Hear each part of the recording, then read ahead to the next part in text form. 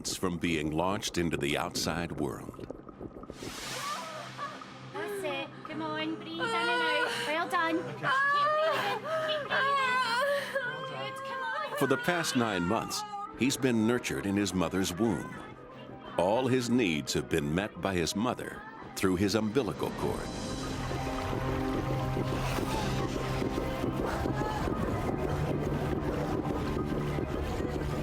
Now his body will have to fend for itself. But one vital organ is still far from complete.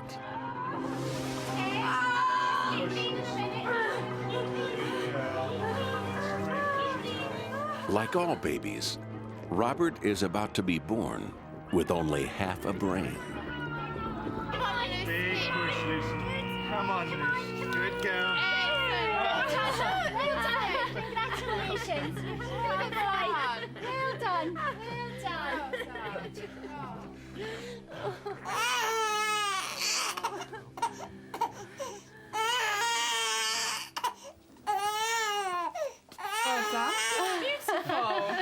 Oh, hello. What seems like a defect is actually Robert's greatest asset.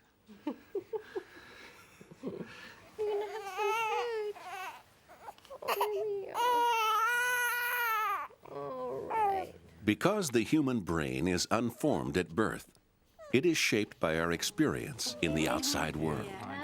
Feeding well?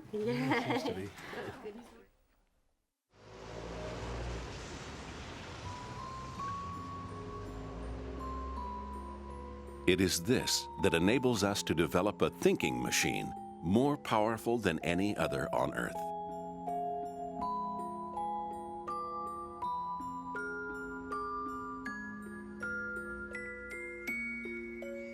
The downside is that for the first few weeks of life, Robert has no conscious control over his own body.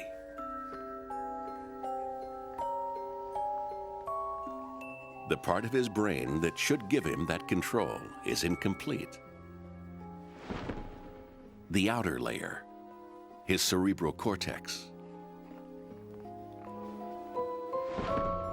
Although it contains more brain cells than Robert will ever need, 50 billion of them, the cells are isolated. What's missing are the connections between them. But remarkably, they have already begun to sprout thin tendrils, seeking to make contact with other cells nearby. In the meantime, the control of Robert's body lies with another part of his brain. Buried deep beneath the cortex is Robert's primitive brain. Unlike the cortex, it is already hardwired. Electrical impulses fire along millions of connections, each carrying a specific instruction. None of these impulses require conscious thought. When Robert's body needs food, his primitive brain activates an automatic survival mechanism, broadcasting his need to the outside world.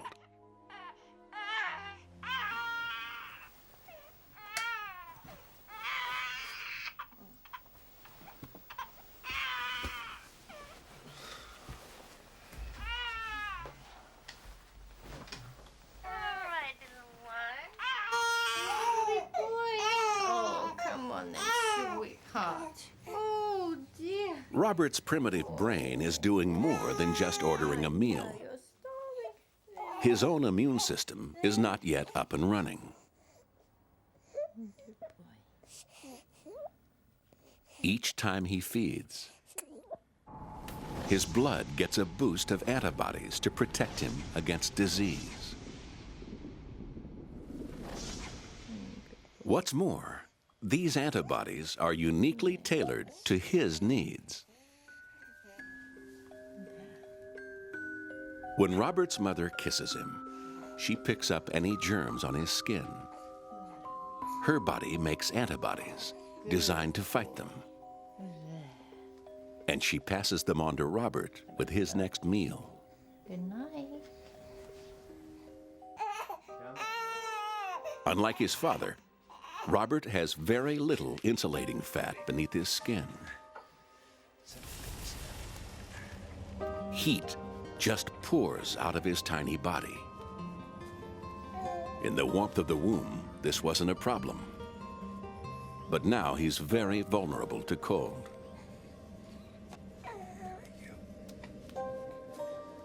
To combat this, Robert has his own built-in central heating system, usually only found in hibernating mammals. When Robert's skin temperature drops, a thermostat in his primitive brain registers the change and fires signals deep inside his body. These signals arrive in dense stores of specialized fat cells. Once triggered, they start to burn fat to generate heat. So Robert is able to maintain his core body temperature. It'll take a year for the fat cells to run out of fuel.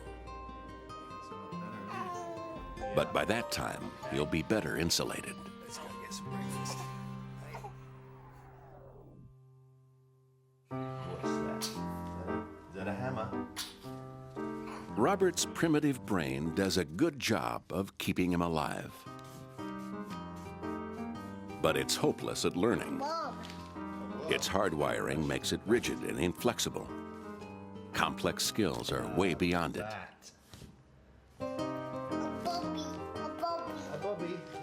The cortex, on the other hand, is a blank sheet just waiting to be filled with new skills and behaviors. That's great. You think it's Grandpa Bob? That'll be Granny. I'll get it. At the moment, it still has some way to go.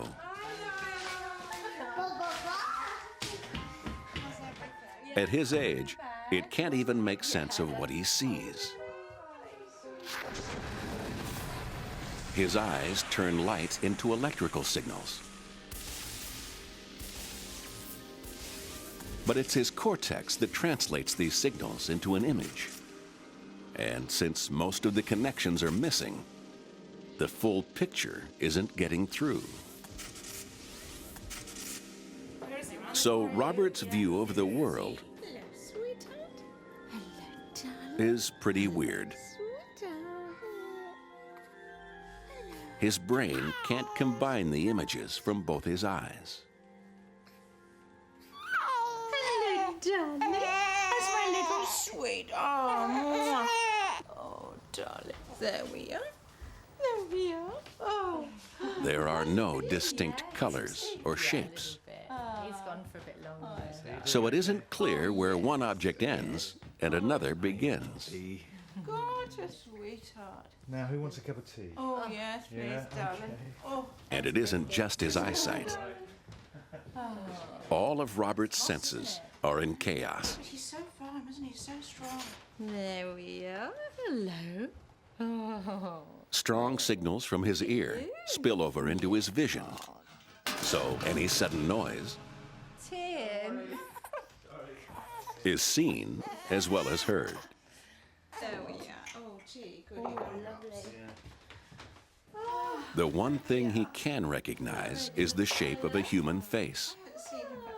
And that's because it's an instinct, pre-programmed into his primitive brain.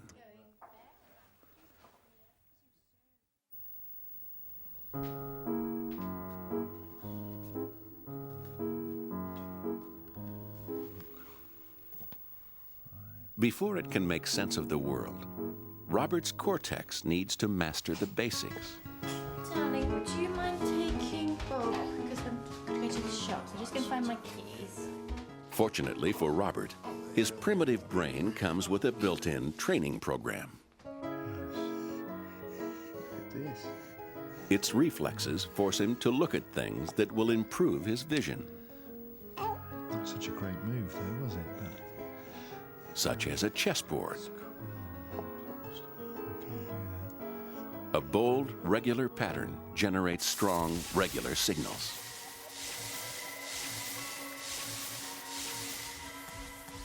Strong signals reinforce connections, making them permanent. Where there's no signal, the tendril breaks off and goes in search of a better connection to make.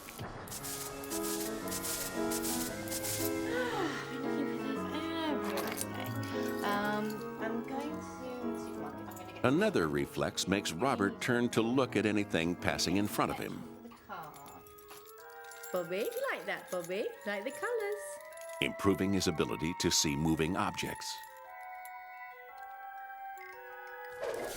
Through trial and error, Robert's cortex is constantly rewiring itself, learning to recognize and understand the world around him. Right, young Bobby. Let's have a look at a gambit from the young Casper. He's only 3 weeks old, but Robert's cortex is already taking shape.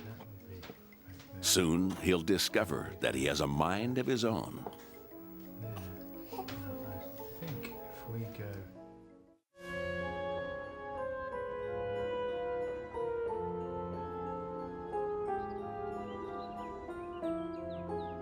Robert's primitive brain has only one way of communicating with the outside world.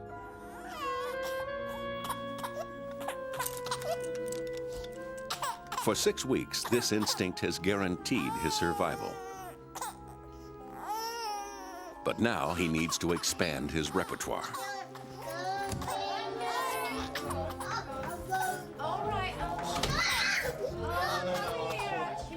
Yes, I'll get the phone.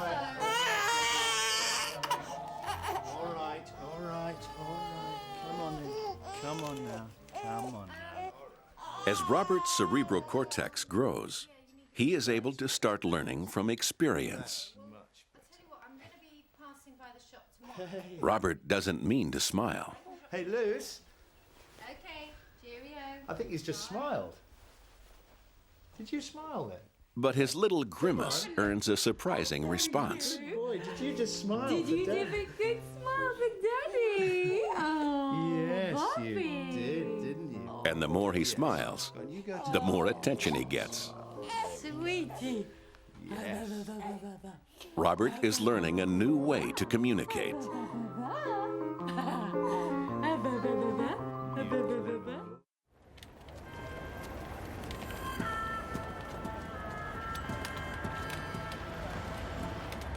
So far, Robert's cortex has been growing steadily.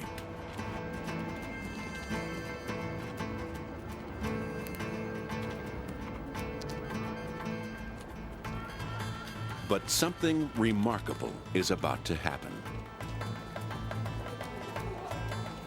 The building blocks are in place. A whole new world is opening up to him. But the more information that comes into his brain, the more brain power Robert needs to handle it. The connections he has just aren't enough. The growth of his brain accelerates exponentially. Robert's cortex is making nearly 2 million connections every second. Every single thing that Robert sees and hears is shaping his brain. It will grow faster in the next few weeks than at any other time in his life. It is growing so fast, there's no more room inside his skull. So it starts to crumple up to fit more cortex into the same space.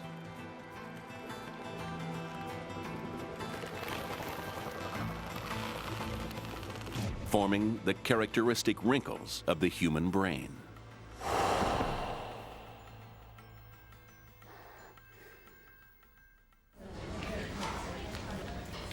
Hi, Susie. Oh, no, sorry we're a bit late. You didn't know what to wear. I'm fine, though. How are you? Good to see you. You look really well. Despite the massive growth in Robert's cortex, he's still dominated by the reflexes of the primitive brain. such as the instinct to turn and look at anything passing in front of him.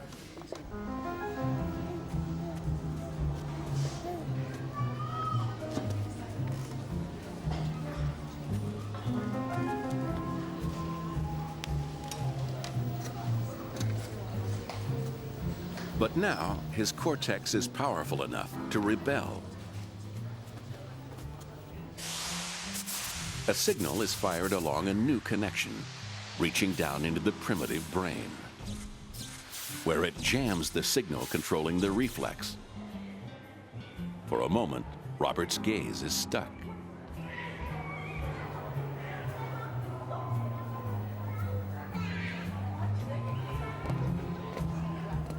But with the reflex turned off, Robert's cortex seizes its moment and takes control.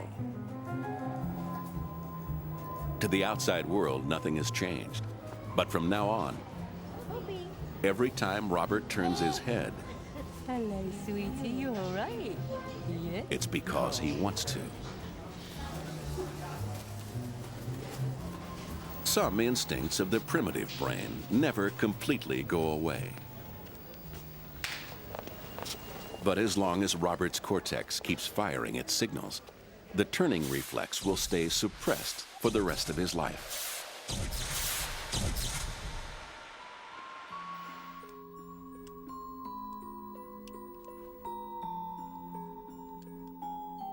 Choosing what he looks at is one thing. Getting hold of it is another. Trying to coordinate what he sees with controlling his hand is an extremely difficult task. But Robert's cortex has been preparing for this challenge. It has vastly overgrown the number of connections it actually needs, allowing him to test billions of alternative pathways for every action he takes. Now, a process of elimination begins. Whenever Robert gets close, the best connections carry the strongest signals and survive. Those connections carrying no signals begin to wither and die. Robert's cortex is pruning itself into the most efficient structure.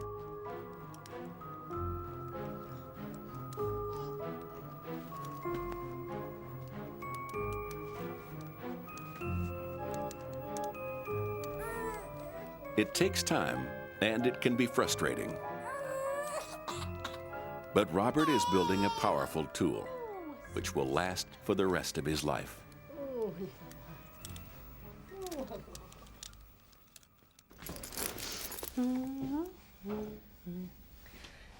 There we are, Bobby. We're going for a walk. Yes, we are. Yes, we are. All right, monkey. Only 4 weeks later, and Robert is close to getting what he wants.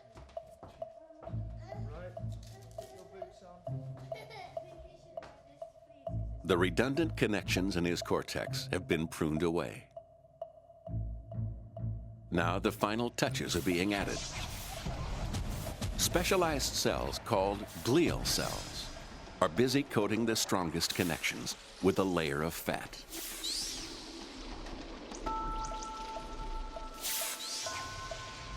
These fatty sheaths insulate the signals, improving their efficiency.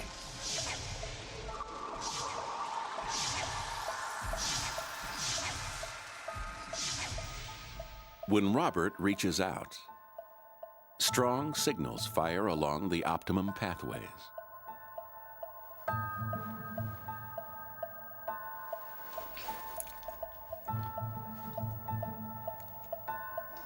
Directing his hand precisely where he wants it to go.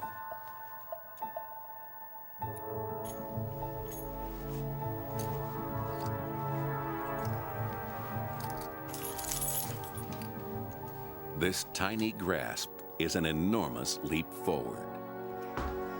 Hey, monkey, that's mine. Come on. Robert has started to take control of his domain. All right, little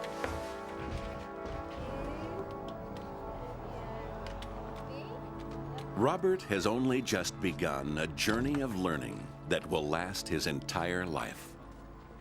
The process of rewiring in his cortex will slow down, but even when he's 90, it will still be forging new connections and being shaped by the world around him.